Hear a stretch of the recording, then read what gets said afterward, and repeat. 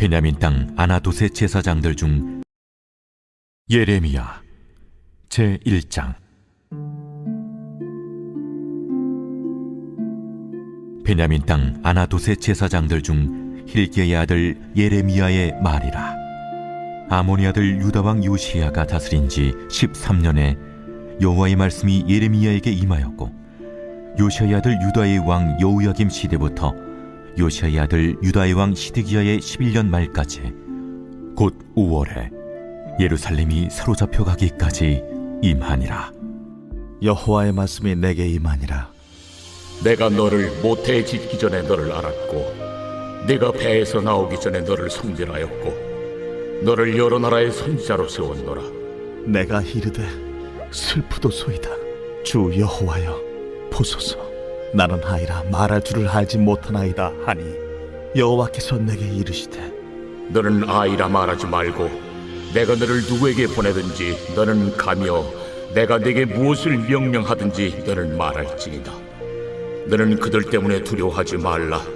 내가 너와 함께하여 너를 구원하리라. 나 여호와의 말이니라 하시고 여호와께서 그의 손을 내밀어 내 입에 대시며 여호와께서 내게 이르시되, 보라, 내가 내 말을 네 입에 두었노라. 보라, 내가 오늘 너를 여러 나라와 여러 왕국 위에 세워 네가 그것들을 뽑고 파괴하며 파멸하고 넘어뜨리며 건설하고 심게 하였느니라. 여호와의 말씀이 또 내게 임하니라. 예레미야야, 네가 무엇을 보느냐? 내가 살구나무 가지를 보나이다. 네가 잘 보았도다. 이는 내가 내 말을 지켜 그대로 이루려 함이라. 여호와의 말씀이 다시 내게 임하니라. 네가 무엇을 보느냐? 끓는 가마를 보나이다. 그 윗면이 북에서부터 기울어졌나이다. 재앙이 북방에서 일어나 이 땅의 모든 주민들에게 부어지리라. 내가 북방 왕국들의 모든 족속들을 부를 것인즉 그들이 와서 예루살렘 성문 어귀에 각기 자리를 정하고 그 사방 모든 성벽과 유다 모든 성읍들을 치리라. 여호와의 말이니라. 무리가 나를 버리고 다른 신들에게 분향하며 자기 손으로 만든 것들에 절하였은즉 내가 나의 심판을 그들에게 선고하여 그들의 모든 죄악을 징계하리라. 그러므로 너는 내 허리를 동이고 일어나 내가 네게 명령한 바를 다 그들에게 말하라. 그들 때문에 두려워하지 말라. 내가 그들 앞에서 두려움을 당하지 않게 하리라. 보라, 내가 오늘 너를 그 온 땅과 유다 왕들과 그 지도자들과 그 제사장들과 그 땅 백성 앞에 견고한 성읍, 쇠기둥, 노성벽이 되게 하였은즉 그들이 너를 치나 너를 이기지 못하리니 이는 내가 너와 함께하여 너를 구원할 것임이니라. 여호와의 말이니라.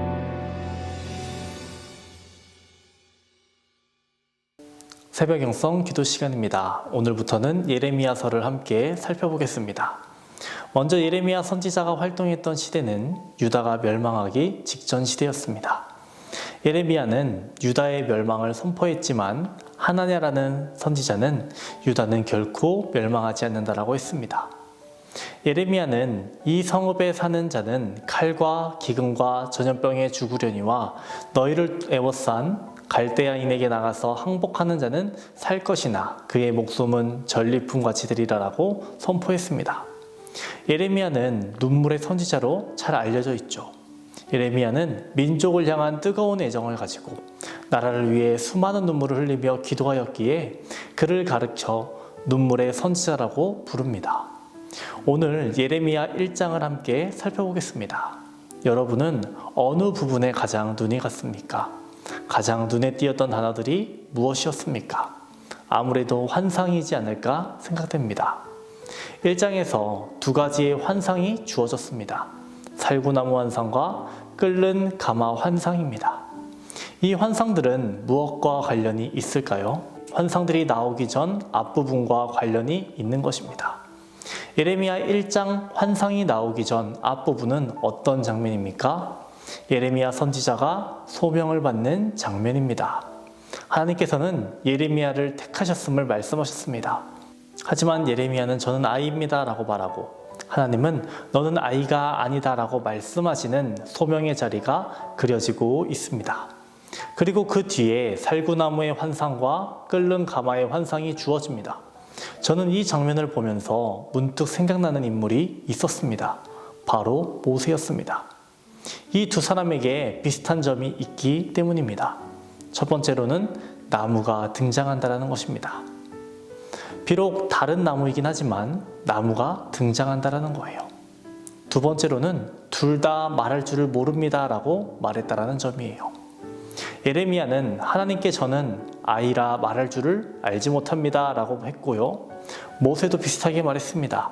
오 주여, 나는 본래 말을 잘하지 못하는 자니이다. 주께서 주의 종에게 명령하신 후에도 역시 그러하니 나는 입이 뻣뻣하고 혀가 둔한 자니이다. 이렇게 말했습니다. 하지만 하나님께서 내가 함께 하겠다라고 말씀하십니다. 이렇게 하나님은 모세와 예레미야 모두를 부르시고 사용하십니다. 하나님께서 이 둘을 부르신 과정은 다릅니다. 예레미야를 향해서는 먼저 말씀으로 부르십니다. 그리고 모세를 향해서는 불타지 않는 떨기나무를 통해서, 경험을 통해서 그를 부르십니다. 여러분은 하나님과 어떤 만남이 있으십니까? 특별한 경험이 있기도 하실 거고요. 또 말씀으로 만남을 경험하신 분도 계실 겁니다. 하나님께서는 우리를 부르시고 하나님의 자녀로 삼으셨습니다. 여러분이 경험하신 그 경험을 통해 살아계신 하나님을 전할 수 있기를 바랍니다. 여러분이 하나님을 만난 그 말씀으로 하나님을 전할 수 있기를 바랍니다.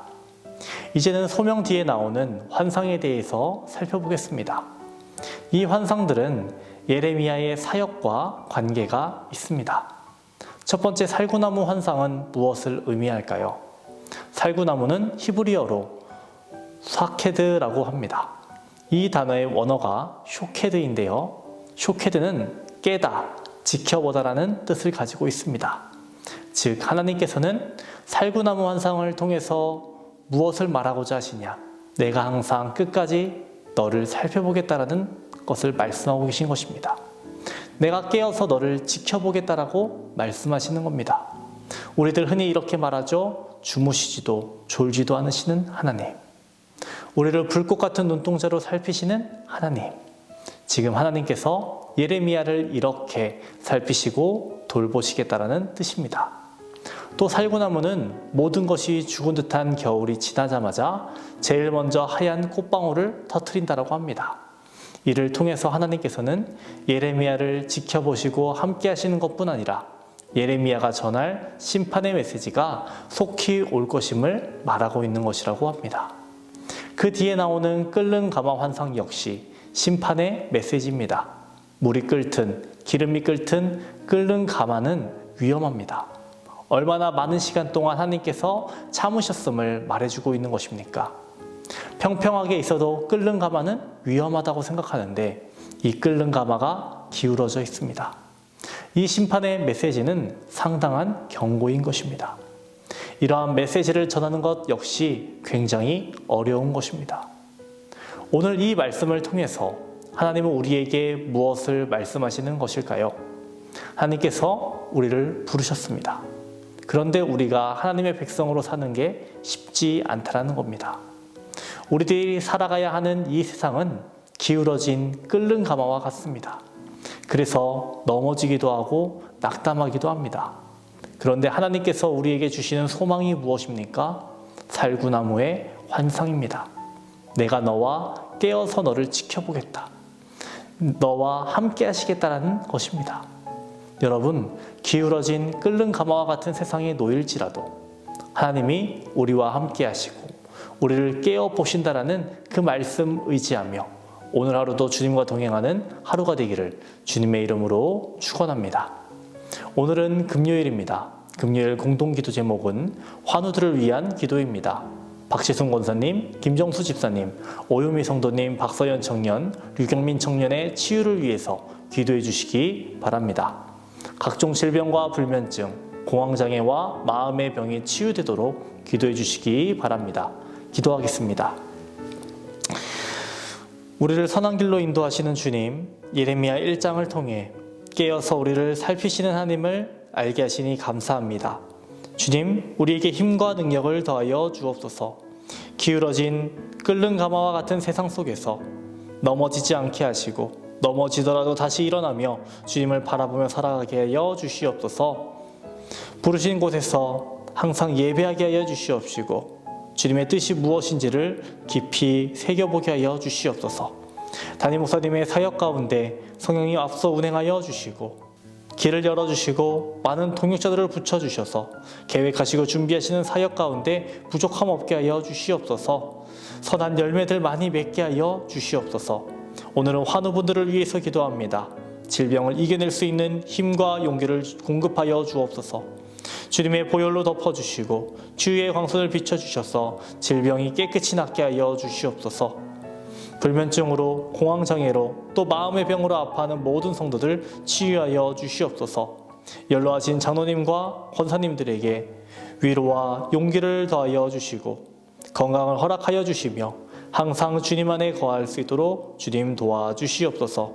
오늘 하루도 주님 우리와 동행하여 주옵소서. 우리 구주 예수님의 이름으로 기도합니다. 아멘.